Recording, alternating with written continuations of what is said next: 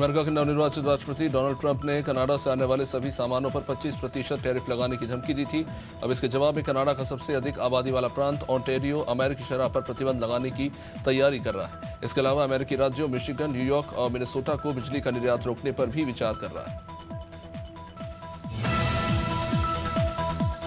Israel defence forces Iran के परमाणु ठिकानों पर हमला करने की फिराक में है। इजरायली अधिकारियों ने बताया कि पश्चिमी एशिया में ईरान समर्थित विद्रोही गुटों के कमजोर पड़ने के बाद उसके परमाणु ठिकानों पर हमले के लिए ये सही समय है। सैन्य अधिकारी सही मौके की तलाश में है। तेल अवीव ईरान के परमाणु ठिकानों पर हमला कर सकता है इजरायल।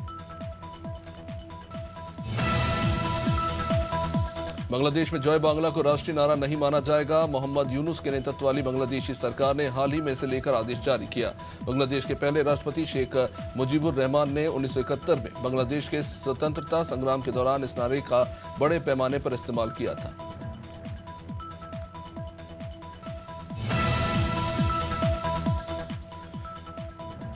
सुप्रीम कोर्ट ने कहा कि जजों को सन्यासी की तरह जीवन जीना चाहिए और घोड़े की तरह काम करना चाहिए। उन्हें सोशल मीडिया का इस्तेमाल करने से बचना चाहिए। फैसलों को लेकर किसी तरह की राय व्यक्त नहीं की जानी चाहिए। जस्टिस BV नागरत्ना और जस्टिस N कोटेश्वर सिंह की बेंच ने यह मौखिक टिप्पणी की।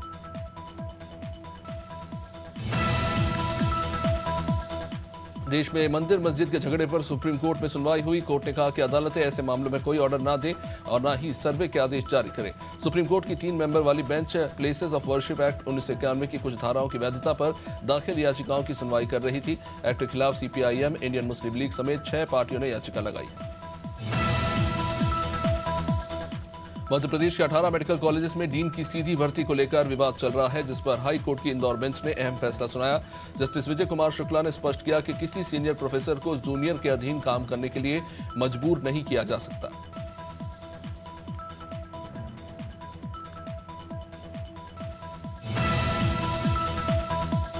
संसद में संविधान पर पक्ष विपक्ष की चर्चा से पहले राज्यसभा में जमकर हंगामा हुआ। दरअसल विपक्ष ने सभापति जगदीप धनखड़ के खिलाफ अविश्वास प्रस्ताव का नोटिस दिया। इसके खिलाफ बीजेपी सांसद राधा मोहन दास अग्रवाल ने विशेष अधिकार हनन का नोटिस दिया। इसी पर हंगामा शुरू हो गया। अब इस दौरान धनखड़ और राज्यसभा में विपक्ष के नेता मल्लिकार्जुन खड़गे के बीच जमकर बहस हुई। ग्वालियर में जियोलॉजिकल सर्वे ऑफ इंडिया ने विक्टोरिया मार्केट में एशिया का पहला जियो साइंस म्यूजियम तैयार किया। देश के उपराष्ट्रपति जगदीप धनखड़ 15 दिसंबर को महाराजा बाड़ा पर म्यूजियम का लोकार्पण करेंगे। उनकी अगवानी और विदाई मंत्री राकेश शुक्ला करेंगे। जियो साइंस म्यूजियम के लोकार्पण की तिथि पिछले 1.5 साल से आगे बढ़ती जा रही है।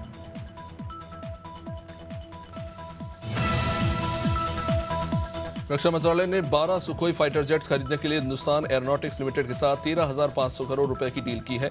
इन्हें अब भारतीय वायुसेना के लिए HAL के लाइसेंस के तहत बनाया जाता है।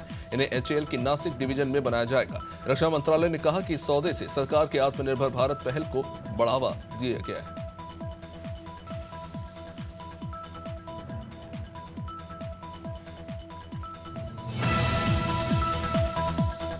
राजधानी भोपाल में बीते दिनों डीजे संचालक पर हुए हमले के बाद पुलिस अब एक्शन मोड पर है। गोविंदपुरा में हुई घटना के बाद देर रात पैदल मार्च किया और पिपलिया पेंदे खां में दबिश भी दी गई। सोनटू के 176 निगरानी शुदा बदमाशों को थाने भी बुलाया गया। अब इन सभी अपराधियों की कुंडली खंगाली जाएगी।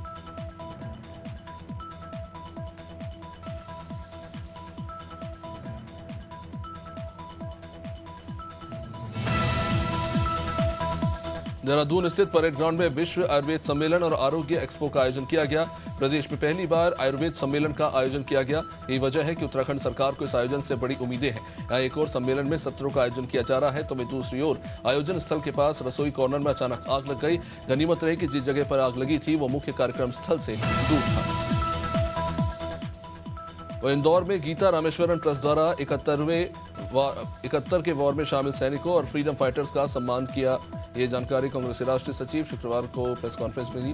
कांग्रेस के राष्ट्रीय सचिव सत्यनारायण पटेल ने बताया कि भारत की सेना ने ऐतिहासिक कदम उठाकर बहुत बड़ा परिणाम दिया था। कांग्रेस सचिव ने कहा, हमेशा इतिहास तो बनता है, लेकिन तत्कालीन प्रधानमंत्री के नेतृत्व में भूगोल भी बदला। मथुरा में 15 दिसंबर को राजस्थान CM मथुरा के दौरे पर रहेंगे। 15 दिसंबर को मुख्यमंत्री राजस्थान भजनलाल शर्मा पूछरी गोवर्धन में शामिल होंगी। CM पूछरी गोवर्धन पहुंचकर परिक्रमा मार्ग और पूछरी के विकास कार्यों का शिलान्यास करेंगे। प्रशासन इसको लेकर तैयारियों में जुटा हुआ है, जिसका जिला कलेक्टर ने जायजा लिया। उत्तर प्रदेश के जनपद संभल में जिला प्रशासन ने अवैध रूप से खनन कर रहे ट्रैक्टर ट्रॉली और मिट्टी से भरे ओवरलोडेड डंपरों पर बड़ी कार्रवाई की। जिलाधिकारी ने बैठक कर अवैध रूप से संचालित इन खनन कारोबारियों पर कार्रवाई के निर्देश दिए। एसडीएम, खनन पूर्ति निरीक्षक, आरटीओ, एआरटीओ प्रबंधन और नायब तहसीलदार ने मिट्टी से भरे 60 ट्रैक्टर ट्रॉली और डंपरों पर कार्रवाई की। सिवनी मालवा के वार्ड नंबर 13 में हर दिन हितग्राहियों से संपर्क हो रहा है। जानकारी देते हुए स्थानीय पार्षद डॉक्टर किरण राठौर ने बताया कि प्रदेश के यशस्वी मुख्यमंत्री डॉक्टर मोहन यादव के नागरिकों के लिए चलाई जा रही जन कल्याणकारी योजना, मुख्यमंत्री बाल आशीर्वाद से लेकर प्रधानमंत्री मातृवंदना योजना, मुख्यमंत्री किसान कल्याण योजना ऐसी तमाम योजनाओं को लेकर हितग्राहियों को जानकारी दी जा रही है। सिवनी कोतवाली पुलिस ने कोतवाली थाना अंतर्गत मठ मंदिर के पास से गांजे के साथ एक आरोपी को पकड़ा। कोतवाली पुलिस ने इस मामले में आरोपी परसराम बघेल को मौके से गिरफ्तार किया, जिसके पास से 13,000 की कीमत का तकरीबन 3.25 किलो गांजा बरामद हुआ। पुलिस ने इस घटना में इस्तेमाल की गई कार और आरोपी का एक मोबाइल फोन भी जब्त किया है। जिले के प्रतापपुर क्षेत्र में शर्मनाक घटना, जहां राजस्थान के रहने वाले युवक ने पीड़िता को व्हाट्सएप फोटो भेजकर उसे सार्वजनिक करने की धमकी दी। दरअसल जिले के प्रतापपुर थाना क्षेत्र में एक पीड़ित महिला ने शिकायत दर्ज कराई कि अज्ञात व्यक्ति के द्वारा उसकी फोटो को एडिट कर अश्लील बनाकर उसे व्हाट्सएप पर भेजते हुए सोशल मीडिया पर डालने की धमकी दे रहा है। मध्य प्रदेश में अगले 4 दिन तक कड़ाके की सर्दी पड़ने का अलर्ट है। भोपाल, जबलपुर समेत 28 जिलों में कोल्ड वेव चलेगी। रात के 7 दिन भी ठंडा रहेगा। पहाड़ों में बर्फबारी और वेस्टर्न डिस्टर्बेंस की वजह से सर्द हवा चलना इसकी वजह है। इंदौर और उज्जैन में थोड़ी राहत जरूर रहेगी। मौसम विभाग के मुताबिक जबलपुर, निवाड़ी, टीकमगढ़ समेत 14 जिलों में सर्द हवा चलती रहेगी।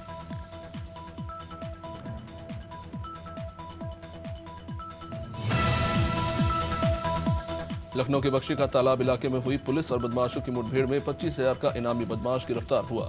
मुठभेड़ में एक बदमाश के पैर में गोली लगी, जबकि दूसरा मौके से फरार हो गया। पुलिस ने घायल बदमाश को गिरफ्तार कर लिया है। अस्पताल में उसे भर्ती कराया गया। आपको बता दें कि दोनों बदमाशों पर शहर के अलग अलग इलाकों में लूट और चोरी के कई मुकदमे दर्ज है। पुलिस फरार बदमाश की तलाश कर रही है।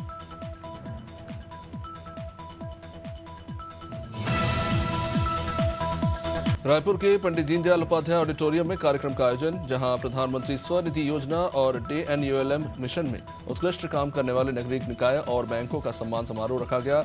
इस कार्यक्रम में छत्तीसगढ़ के मुख्यमंत्री विष्णुदेव साय मुख्य तौर पर उपस्थित रहे। मुख्यमंत्री ने प्रदेश भर से आए नगरीय निकाय क्षेत्रों के कार्यकर्ताओं और स्ट्रीट वेंडर्स को सम्मानित।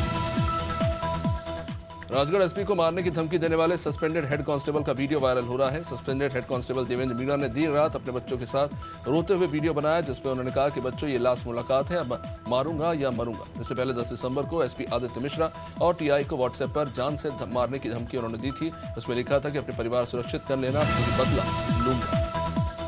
उत्तराखंड विद्यालयी शिक्षा परिषद 2025 की 10वीं और 12वीं की परीक्षाएं फरवरी से शुरू होने जा रही है। इस बार ये परीक्षा प्रदेश के 1245 परीक्षा केंद्रों पर होगी, जिसमें 1,13,690 बच्चे हाई स्कूल और 1,09,713 विद्यार्थी इंटरमीडिएट की परीक्षा देंगे। यानी कुल मिलाकर 2,23,403 परीक्षार्थी बोर्ड परीक्षाओं में शामिल होंगे। पिछले साल की तुलना में इस साल 17 केंद्रों का इजाफा हुआ है।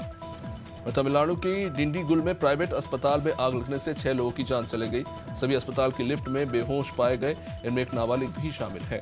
20 से ज्यादा लोग घायल हुए थे। पुलिस के मुताबिक ऑर्थोपेडिक केयर सिटी हॉस्पिटल के रिसेप्शन एरिया में अचानक आग लगी, जो पूरी बिल्डिंग में फैल गई। घटना के दौरान अस्पताल में 30 से भी ज्यादा मरीज भर्ती थे।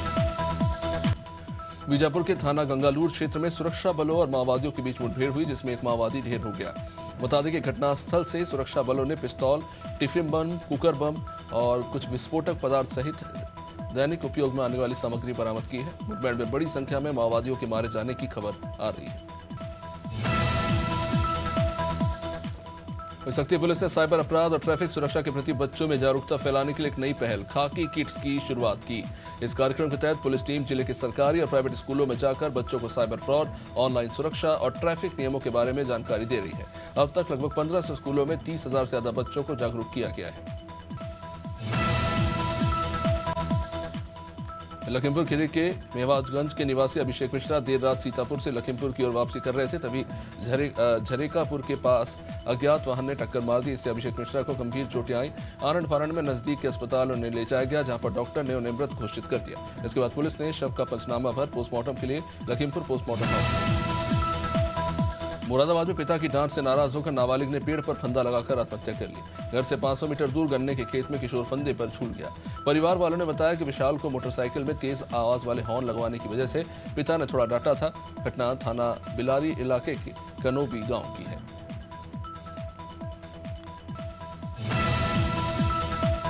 संभल हिंसा के बाद तीसरे जुम्मे की नमाज अदा की गई, जिसे लेकर एसपी कृष्ण कुमार बिश्नोई ने बताया कि जामा मस्जिद पर 3 लेयर की सुरक्षा रखी गई। जामा मस्जिद जाने वाले 2 रास्तों पर बैरिकेडिंग भी की हुई है। यहां पर फोर्स को लगाया गया है। जब से हिंसा हुई है, यहां पर सुरक्षा काफी ज्यादा बढ़ा दी गई है।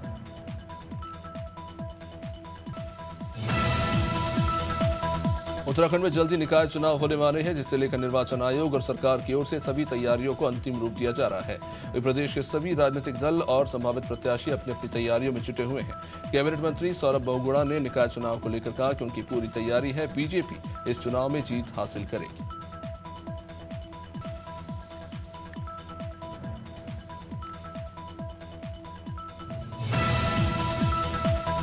इन दिनों देश में एक देश और एक चुनाव को लेकर जमकर चर्चा हो रही है। सत्ता पक्ष और विपक्ष अपने अपने स्तर से इसके फायदे और नुकसान बता रहे हैं। उत्तराखंड में भी एक देश एक चुनाव की परिकल्पना को लेकर सत्ता पक्ष और विपक्ष की ओर से प्रतिक्रियाएं आई हैं। कैबिनेट मंत्री प्रेमचंद अग्रवाल ने एक देश एक चुनाव को सकारात्मक बताया और कहा कि ये प्रधानमंत्री मोदी की सोच है और इस अवधारणा के तहत विकास कार्य प्रभावित नहीं होंगे और आर्थिक रूप से भी काफी बचत होगी। राजधानी रायपुर के अंबेडकर चौक पर कांग्रेस नेताओं का अनोखा प्रदर्शन देखने को मिला। बता दें कि छत्तीसगढ़ सरकार के 1 साल पूरे होने पर कांग्रेस कार्यकर्ताओं ने मुंह पर काली पट्टी बांधकर मौन प्रदर्शन किया। इस दौरान नेताओं ने सरकार की नीतियों और कामकाज पर सवाल उठाए। ये प्रदर्शन शहर जिला कांग्रेस कमेटी की ओर से आयोजित किया गया। इसमें जिला अध्यक्ष गिरीश दुबे के नेतृत्व में कई वरिष्ठ पदाधिकारी, पीसीसी के सदस्य, ब्लॉक अध्यक्ष और बड़ी संख्या में कांग्रेस कार्यकर्ता शामिल हुए। मध्य प्रदेश के रातापानी जंगल की विरासत सुरक्षित रखने सरकार द्वारा जागरूकता अभियान चलाया जा रहा है। इसी कड़ी में जन कल्याण पर्व के अंतर्गत विरासत से विकास अभियान के तहत एक बाइक रैली निकाली गई, जिसमें अभिनेता रणदीप हुड्डा भी शामिल हुए। बाइक रैली गोल जोड़ चौराहा कोलार रोड से शुरू हुई। खास मौके पर अभिनेता रणदीप हुड्डा ने सीएम डॉ मोहन यादव को उनके कार्यकाल को लेकर बधाई दी। दंतेवाड़ा के टेकनार गांव में नवनिर्मित वन मंदिर के निर्माण में युवा कांग्रेस ने भ्रष्टाचार का आरोप लगाया और वन मंत्री का पुतला फूंक दिया। साथ ही वन मंत्री के खिलाफ जमकर नारेबाजी भी हुई। युवा कांग्रेस के जिला अध्यक्ष गणेश दुर्गा ने कहा कि वन मंदिर निर्माण के नाम पर वन विभाग ने जमकर भ्रष्टाचार किया है और उसे भ्रष्टाचार का अड्डा बना दिया है।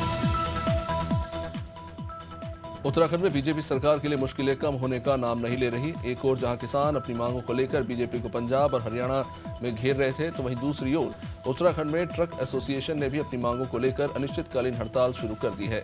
विकासनगर में न्यू जनजाति मोटर ट्रक एसोसिएशन पिछले 3 दिनों से हड़ताल पर है, जिसके कारण लोगों को काफी परेशानी हो रही है।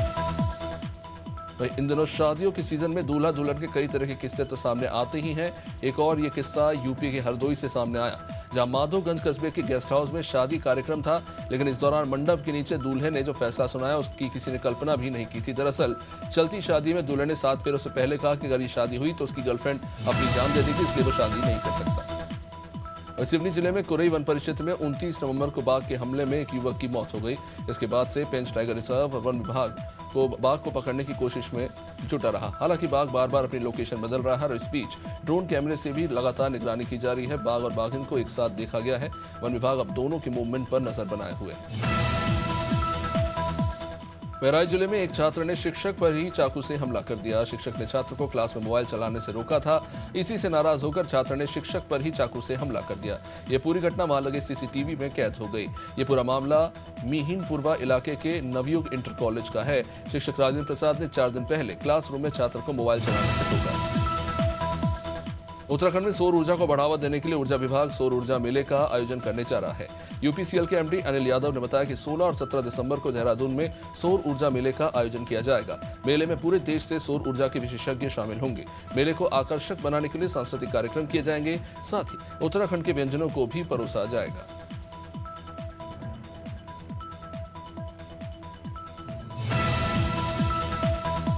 हरदोई के संडेला स्थित India pesticide limited fertilizer company में 32 घंटे से इनकम टैक्स की छापेमारी जारी रही। इस दौरान कंपनी के कर्मचारियों को बाहर जाने की अनुमति नहीं दी गई, जबकि मजदूरों की शिफ्ट भी बदल दी गई। साथ ही किराना स्टोर पर भी रेड पड़ी, जब कागजात छुपाने की कोशिश की गई। बता दें कि टैक्स चोरी के आरोप में ये छापेमारी की गई।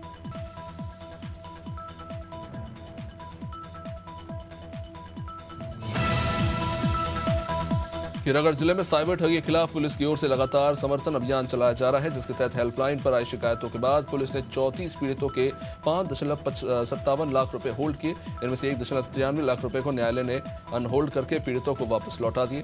वहीं एएसपी नीतीश कुमार गौतम ने बताया कि पुलिस साइबर ठगी की शिकायतों पर लगातार तुरंत कार्रवाई कर रही है। लक्सर के खानपुर थाना क्षेत्र में एक प्रॉपर्टी डीलर की हत्या से सनसनी मची।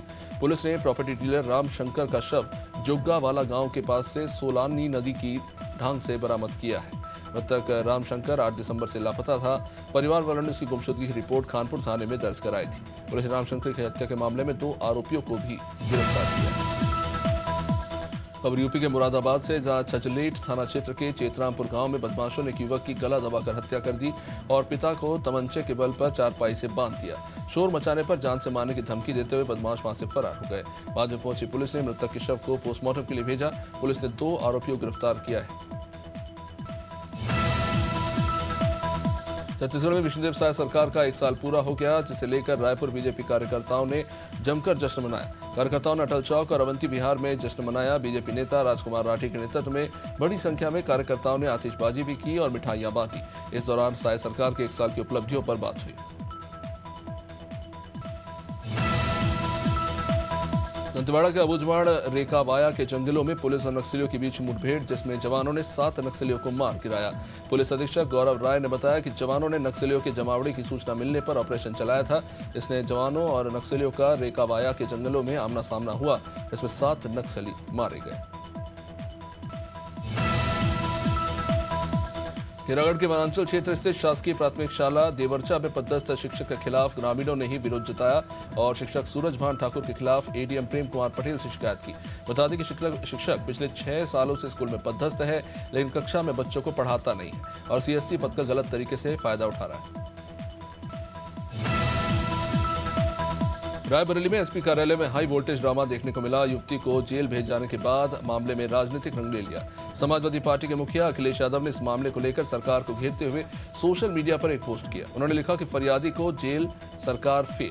अखिलेश यादव की पोस्ट के बाद एसपी डॉक्टर यशवीर सिंह ने कहा कि युवती ने ऑफिस में तेज आवाज में बात की थी और सीओ सिटी और महिला थानाध्यक्ष के साथ अभद्रता की। सीहोर के आष्टा में कारोबारी मनोज परमार और उनकी पत्नी नेहा का शव शुक्रवार सुबह घर में फंदे पर लटका मिला। 8 दिन पहले 5 दिसंबर को ईडी ने परमार के इंदौर और सीहोर स्थित 4 ठिकानों पर छापेमारी की थी। आरोपी मनोज परमार और उनकी पत्नी नेहा के सुसाइड मामले को अब कांग्रेस ने राजनीतिक रंग देना शुरू कर दिया है। उन्होंने इस आत्महत्या के मामले को लेकर आरोप लगाया। कांकेर जिले के चारामा क्षेत्र के ग्राम मचंदुर में रेत खदान को लेकर विवाद की स्थिति बनी हुई है। लंबे समय से जारी इस विवाद में महिलाएं भी सक्रिय हो गई। बड़ी संख्या में महिलाएं कलेक्टर कार्यालय पहुंची और रेत खदान संचालकों पर गाली गलौज और धमकाने का आरोप लगाया। महिलाओं के पहुंचने पर कार्यालय का गेट बंद कर दिया गया तो महिलाएं गेट के पास ही बैठ गई। उनका कहना था कि जब तक कलेक्टर से बात नहीं होती तब तक वो डटे रही। शाहजहांपुर में एसडीएम कोर्ट में न्याय न मिलने से नाराज महिला ने कोर्ट के सामने ही अपने ऊपर पेट्रोल डालकर खुद को जलाने की कोशिश की। इस बीच कलेक्ट्रेट में हड़कंप मचा। बताया जा रहा है कि महिला का एसडीएम कोर्ट में जमीन को लेकर कुछ विवाद था। पिता की मौत के बाद उसकी जमीन पर परिवार के ही लोगों ने कब्जा कर लिया। महिला का कहना है कि एसडीएम कार्यालय से उसे हर बार तारीख मिलती है, लेकिन उनका काम नहीं होता।